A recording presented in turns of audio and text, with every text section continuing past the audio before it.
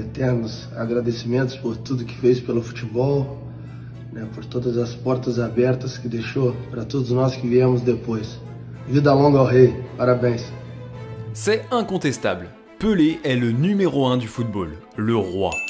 Cela peut peut-être vous sembler étrange, mais chaque minute de cette vidéo vous aidera à comprendre nos propos. Le numéro 1. On peut tous s'accorder pour dire que Pelé était le premier. Il a été le premier footballeur à émerveiller le monde, à une époque où il n'y avait ni internet, ni YouTube, ni la télévision par satellite. Pelé était le visage que l'on retrouvait sur la une des journaux, il a joué dans des films et il est même apparu à Hollywood.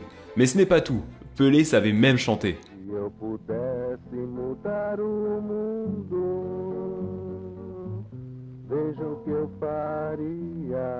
Pelé a été le premier footballeur à transcender le jeu. Il était connu dans le monde entier et il a utilisé sa renommée pour élever les footballeurs au rang de célébrité. Il est le moule sur lequel tous les footballeurs modernes ont été façonnés. Et nous n'avons pas encore parlé de la magie dont il était doté sur un terrain de football. Pelé était un attaquant qui récupérait le ballon. Il avait l'instinct du buteur, il était athlétique comme Cristiano Ronaldo. Il avait également la technique des joueurs les plus élégants de l'histoire. Il n'avait pas la baguette d'un magicien, il était le magicien. Le jeune Edson Arantes do Nascimento aimait le football depuis qu'il était gamin, même si sa mère a tout fait pour l'interdire de jouer. Son père était amoureux du ballon rond, mais de terribles blessures ont mis fin à sa carrière.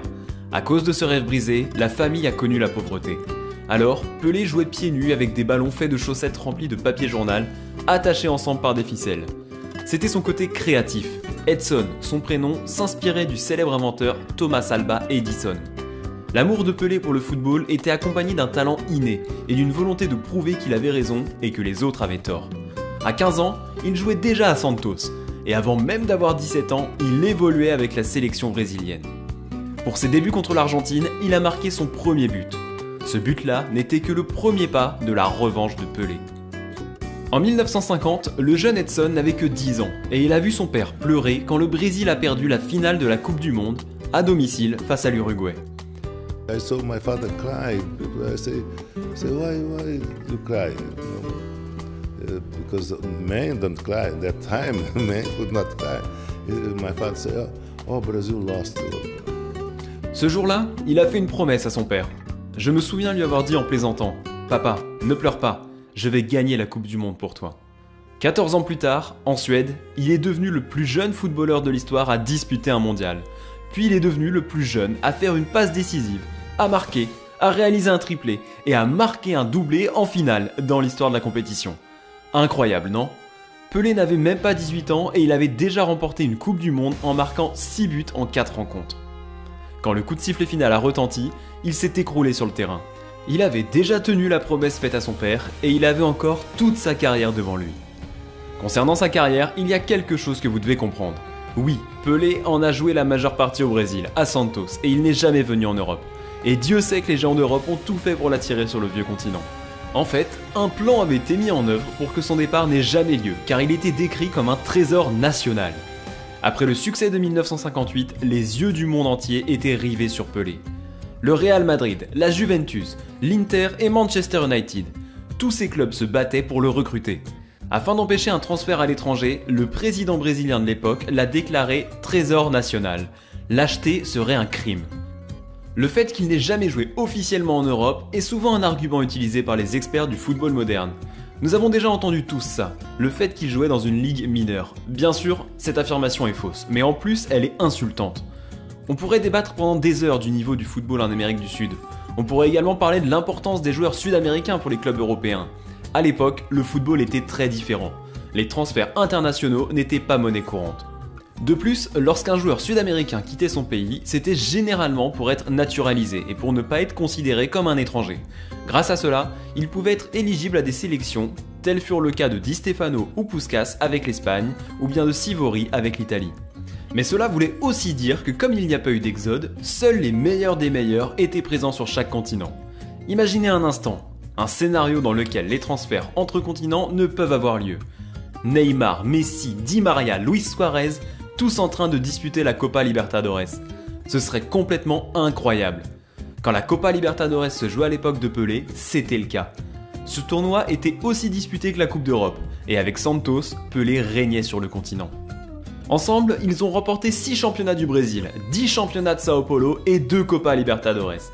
Ayant conquis l'Amérique du Sud, ils se sont tournés vers le monde. Avec Pelé, Santos a remporté 2 coupes intercontinentales. Tout cela face à l'AC Milan de Cesare Maldini, Rivera et Trapattoni.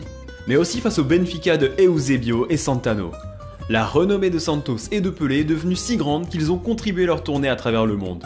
Tout le monde voulait voir Pelé jouer et Santos a profité de cette expérience.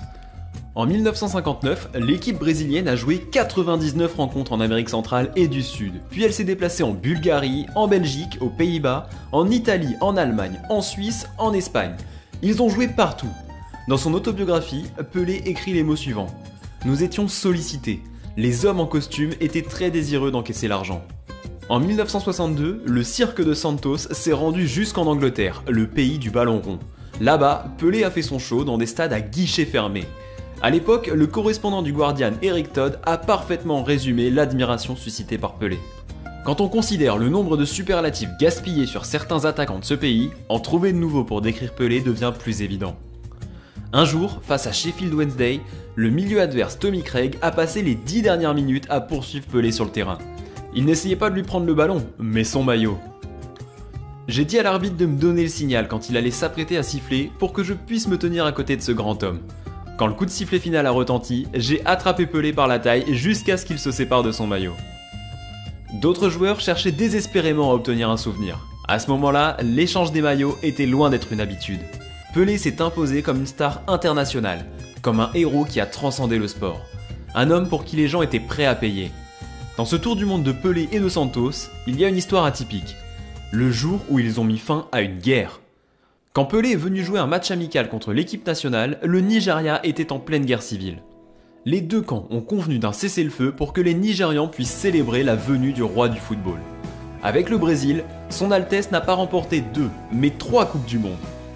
Il l'a d'abord remporté en 1958, alors qu'il était adolescent. En 1962, il était présent mais n'a pas beaucoup joué à cause d'une blessure. En 1970, au Mexique, ce serait sa dernière danse. Ce serait l'adieu parfait pour Pelé et les Brésiliens joueraient le meilleur football de l'histoire. Ce serait également un moment décisif pour l'histoire du football, car la Coupe du Monde 1970 au Mexique serait la première à être diffusée dans le monde entier et en couleur. Enfin, le monde entier pourrait voir Pelé en action. Après avoir tout gagné, après avoir marqué plus de 1000 buts, Pelé a pris sa retraite. Mais pas pour longtemps. Comme on l'a dit, c'était un pionnier. Il a donc été la première superstar à évoluer aux États-Unis.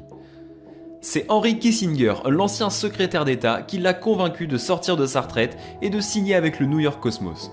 Pelé a été un élément fondamental pour donner du crédit au football en Amérique du Nord. Et l'histoire résume parfaitement la légende. Pelé a été un ambassadeur du jeu, un personnage qui s'asseyait à la table des papes, des secrétaires d'État et des rois. Il était ami avec Nelson Mandela et la reine Elisabeth l'a fait chevalier, bien qu'il n'ait aucune origine britannique. Toutefois, son plus grand titre est peut-être le plus simple. Venant d'un pays qui produit légende sur légende, Pelé sera pour toujours le meilleur Brésilien de l'histoire du football. Et à chaque fois que vous voyez un record battu par Cristiano Ronaldo ou Messi, ou bien à l'avenir par Haaland ou Mbappé, souvenez-vous que ce record a d'abord été établi par Pelé. Pour terminer, nous allons laisser le roi s'exprimer, car comme l'a dit Cristiano Ronaldo, quand Pelé parle, le monde écoute. That is the player now. They didn't love the team, they didn't love the game today, they love the money because they go to the Real Madrid or go to Santos or go to Arsenal or go to Manchester. They are presented, they say, I love Manchester. Tomorrow they go to Madrid, they say, I love Madrid, I love Madrid. They love it who pay a little bit more, you know. That is danger for the football. Pelé était fort, vraiment fort, à tel point qu'il a marqué un nombre quasiment incalculable de buts. Combien précisément ? Difficile à dire. Mais ce que nous savons, c'est qu'il aurait menti sur le 1000e but de sa carrière. Pour découvrir l'histoire qui se cache derrière cette anecdote, c'est juste ici.